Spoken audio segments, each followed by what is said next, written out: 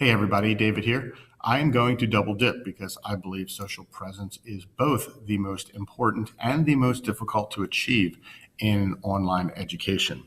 Now, I say this because in the community of inquiry video that we watch for this module, the narrator speaks about the teacher's social presence in reports being more important than even peer interactions. And so developing a social presence for the teacher, first and foremost, is going to be important in any classroom. We all know this.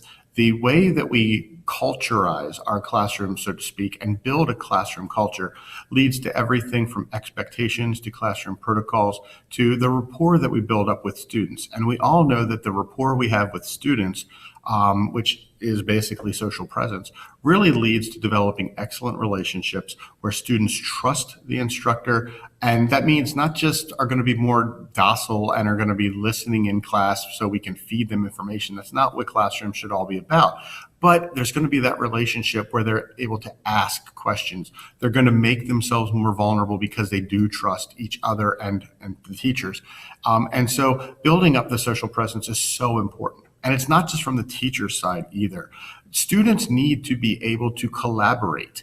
The little red circle here talked about encouraging collaboration.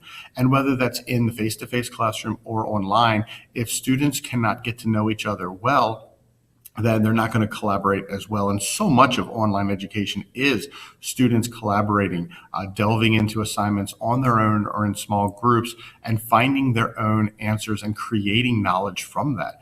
And so it's incredibly important, whether you're in the face-to-face classroom, but also online, that you build this classroom for yourselves online. And the way you do that is building these relationships. Now, I believe that, this all gets tied together. Certainly social presence, teaching presence, and cognitive presence are all interrelated. But if you look at the community of inquiry little Venn diagram, everything seems to hinge on social presence. In the video, the narrator again speaks about how social presence really leads to the idea of regulating learning.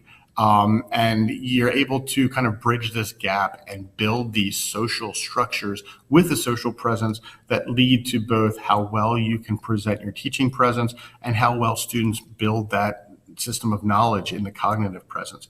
And so on the slide here, there was even the one slide about, I think it was the teaching presence, where it said, "Are you present?" The idea that you need to be, whether you're a student or an online instructor, you need to be a part of that class. It all hinges on the social presence. So the importance, I think, cannot be understated. Now, I also think it is the most difficult to achieve. I speak from personal experience in doing blended learning and online learning, specifically in this program, but also in my own classes. Without face-to-face, I wonder how much empathy, which I really think is the foundation of the building blocks of a good culture, can we achieve? We've all had those times where we send a text, we send an email, and because it's just text, something is lost, an inflection, a tone, someone reads something the wrong way. And so much is text-based in online learning that I think it's very easy with a straight email or a text to take something the wrong way. Even if you have voice or video, as in a Flipgrid, as in a voice thread, it's not the same as being able to look someone in the eye and connecting with them that way. And again, part of my own pedagogy, has been for years, decades, which is really making me feel old, looking a student in the eye, giving him a handshake, putting my hand on his shoulder and reassuring him if something is going wrong. All of that is taken away in the online classroom.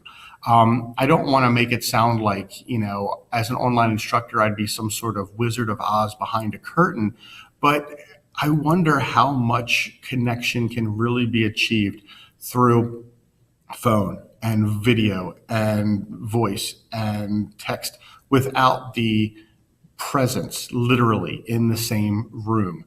And that why to me is why this is, it sounds like the most difficult to achieve. I wrote a few notes down here. Basically, Ed in his really wonderful post, I know not everybody could see it because it was in the high school section. He talks about how online he can spend the time to make his assignments, his posts, meticulous. We all read about this in Turkle, how online we can craft a text message. We can edit it over and over again until it sounds just right. And this has certainly been aided by old school Twitter when you had a very limited number of characters. Even now that they've doubled it, it still forces us to write succinctly, but we can craft that.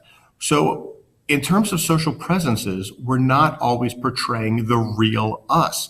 We are portraying a digital version of us, which, going back to Turkle, is just like what we post on social media, whether it's Facebook, Twitter, Instagram, whatever. It is a crafted, almost perfect image of ourselves. It's what we want other people to see. So portraying ourselves as real, as Ed points out in this post, isn't always the easiest thing. We can be chameleons.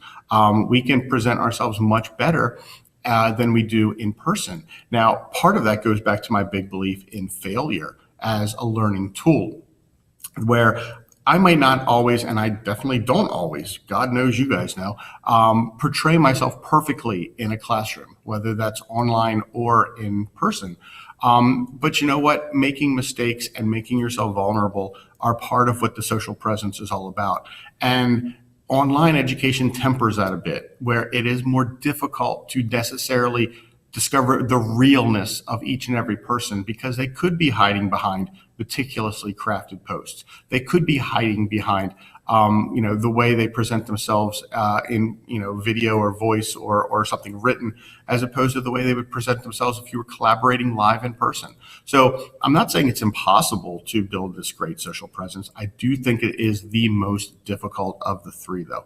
So I just thought I'd share how I think social presence is A, the most important, but B, the most difficult. And I find that a very intriguing challenge when it comes to online education.